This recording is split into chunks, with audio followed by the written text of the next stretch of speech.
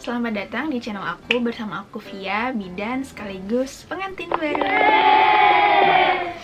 Oke, sesuai dengan judulnya dan sekaligus video pertama aku, video vlog kali ini aku mau bahas tentang premarital check up. Kenapa? Karena aku pengen berbagi buat teman-teman calon pengantin bahwa sebenarnya premarital check up itu penting, tidak hanya sebagai syarat administrasi kamu akan melakukan pernikahan, tapi juga tindakan preventif atau tindakan screening yang bisa berguna buat kamu sama calon pasangan kamu.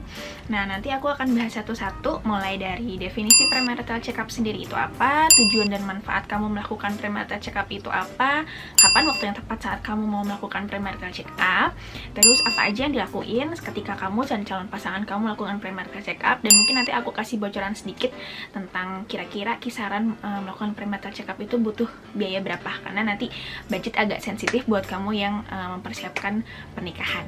Jadi stay tune di video aku sampai selesai.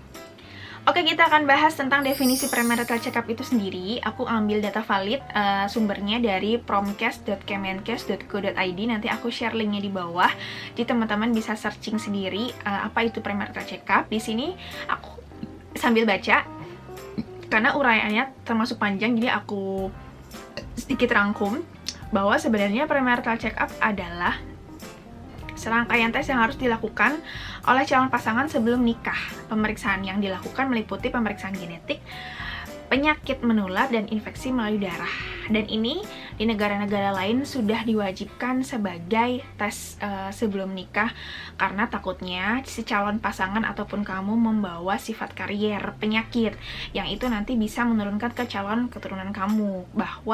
Dan perlu diketahui juga sama kamu, kalau kita nggak melakukan ini, kita nggak akan tahu kita sakit atau enggak, karena di luar kita pasti ngeliatnya kita sehat-sehat aja gitu. Oke, kemudian kita lanjut ke tujuan aku ambil sumbernya dari Kemenkes Promkes juga. Di sini tujuannya ada 3 poin. Jadi poin yang pertama, mencegah berbagai macam penyakit pada calon bayi. Oke, kita pasti akan prepare sama calon keturunan, karena lebih dari 50% orang yang akan menikah pasti pengennya langsung punya keturunan atau punya anak. Jadi kita pengen tahu dulu nih kalau misalnya bibitnya oke atau enggak melakukan pemeriksaan ini. Terus pemeriksaan pranikah juga dilakukan untuk mengenal riwayat kesehatan diri sendiri maupun pasangan, sehingga tidak ada penyesalan di kemudian hari, khususnya bagi riwayat keturunan yang dihasilkan. Gak usah jauh-jauh, misalnya ibu atau ayah calon pasangan kamu atau kamu punya diabetes, kita nggak akan tahu kalau misalnya kita nggak melakukan pemeriksaan ini. Yang ketiga, membuat calon mempelai semakin mantap, lebih terbuka, dan lebih yakin satu sama lain mengenal riwayat kesehatan keduanya. Jadi setelah melakukan ini, jatuhnya itu jangan jadi momok menyeramkan gitu loh. Jadi kita jadinya lebih share tentang kesehatan kita sendiri. Kelihatan hasilnya, sudah dibaca hasilnya, diremukin tuh bareng-bareng. Kalau misalnya memang ada penyakit atau misalnya ada sesuatu, akan diremukin bareng-bareng sama dokter konsultan kamu dan calon pasangan kamu juga. Jadi lebih terbuka, lebih enak. Nah, kayak gitu. Terus alangkah baiknya, karena di sini juga Promkes Kemenkes menyarankan waktu yang tepat untuk melakukan premarital check up adalah 6 bulan sebelum nikah. Tapi kalau misalnya tiba-tiba kamu baru tahu pentingnya premarital check up itu sebelum 1 bulan kamu nikah, tetap lakuin ya. Lebih baik telat daripada kamu nggak melakukan sama sekali. Nah, lanjut kita akan bahas ke tahapan premarital check up. Jadi tahapannya apa aja, yang dilakuin apa aja, kita bahas pelan-pelan. Kita bahas satu-satu karena ada beberapa pemeriksaan. Yang pertama kali, kalau misalnya kamu sudah mendapatkan surat pengantar ke laboratorium, kamu akan dicek. Paling awal adalah tanda-tanda vital. Jadi tanda-tanda vital itu kita periksa tinggi badannya berapa, berat badannya berapa, kemudian tekanan darah atau tensi darahnya berapa. Kenapa penting kita melakukan pemeriksaan tinggi badan juga berat badan? Karena nanti kita bisa dihitung apakah tubuh kita mempunyai postur yang ideal atau kurang gizi, istilahnya apa ya, malnutrisi ataupun obesitas. Gak usah jauh-jauh deh, pasti teman-teman yang mempersiapkan pernikahan kan pengennya pakai kebaya atau pakai kostum yang bagus ya. Dari situ udah kelihatan. Kemudian ke tekanan darah. Nah, tekanan darah ini bisa mengetahui apakah kamu punya hipertensi atau riwayat penyakit darah tinggi atau enggak. Dan kamu juga mesti tahu hipertensi atau riwayat penyakit darah tinggi itu bisa dari keturunan ataupun dari pola hidup kamu. Nah, kemudian habis itu kita masuk ke ruang pemeriksaan darah. Buat teman-teman yang takut sama jarum suntik, ya minta ditemenin lah sama calon pasangan kamu. Seenggaknya kamu bisa bersugesti, menghayal di tempat yang rileks atau apapun gitu kan. Yang pasti kamu akan diambil darah itu sama orang laboratorium, biasanya di sini, dan diambil darahnya yang lumayan sih ya gitu. Jadi satu tabung isinya sekitar 2-3 cc. Nah, pas lagi pengambilan sampel darah ini yang diperiksa banyak banget, tergantung dokter ngasih pengantar pemeriksaan premarital check-up kamu apa gitu. Ada yang dasar, ada yang sampai lengkap. Yang dasar biasanya kita diperiksa laju endap darah dulu. Nanti di hasilnya itu supaya bisa tahu HB atau hemoglobin kita tuh kadarnya berapa, hematokritnya berapa, leukositnya berapa, trombositnya berapa.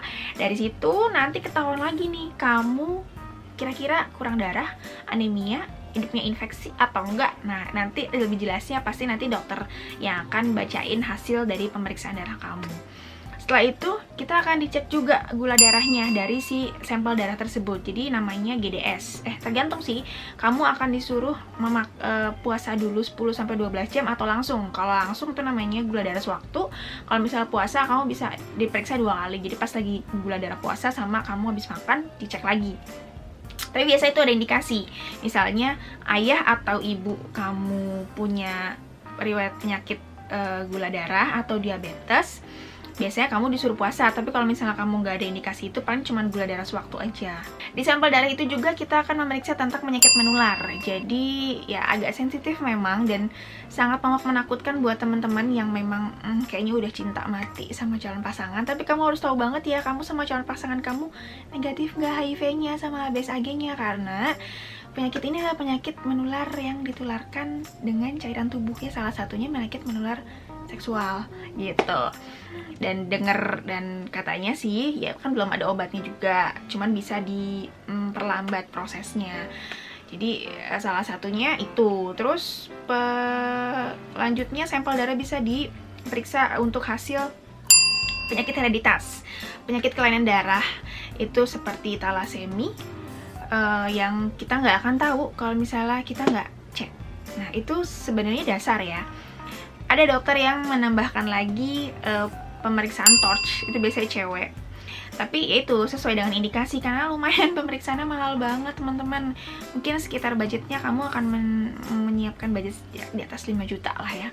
Kalau untuk kesehatan reproduksi, kamu akan dikasih 2 pengantar, satu untuk calon pasangan laki-laki, yang kedua untuk calon pasangan perempuan. Kalau calon pasangan perempuan biasanya kamu akan dikonsulkan lagi nanti ke dokter obgyn, karena kamu nanti akan ngobrol-ngobrol santai tentang siklus menstruasi, kemudian kamu akan bahasanya tuh diintip gitu loh, sistem reproduksi kamu. Jadi kayak kita di USG dari atas, dari perut, nanti dilihat sistem reproduksi kamu sehat atau enggak, mulai dari ovariumnya tuh, indung telurnya yang kiri dan yang kanan, apakah ada kista, ada tumor, ada kista atau ada miom gitu kan, atau di rahimnya apakah ada kista, ada miom, biasanya nanti ketahuinya dari USG. Nah, gimana kalau laki-laki? Biasanya kalau laki-laki itu ya dikonsultasikan lagi, biasanya kalau nggak ke obgyn ke dokter spesialis andrologi gitu kan. Nanti dikasih pengantar yang bertujuan untuk pemeriksaan pemeriksaan sperma. Pemeriksaan sperma ini ya memang agak sensitif ya. Jadi untuk mengetahui apakah sperma calon pengantin laki-laki ini bagus atau enggak nanti ketika kedepannya kita udah mempersiapkan keturunan. Nah, sekian video tentang premarital check-up dari aku. Mudah-mudahan membantu dan memberikan informasi lebih dalam lagi buat teman-teman calon pengantin perempuan maupun calon pengantin laki-laki untuk mempersiapkan pernikahan teman-teman. Buat yang pernikahannya udah mau bentar lagi gitu kan, lebih baik cek daripada nggak sama sekali. Tapi kalau masih ada rencana atau masih setahun lagi ya, waktu terbaiknya adalah 6 bulan sebelum kamu menikah. Kalau gitu, terima kasih sudah stay tune di video aku dari awal sampai akhir. Jangan lupa share buat teman-teman dan juga teman kerabat kamu, siapa tahu berguna infonya buat mereka juga. See you!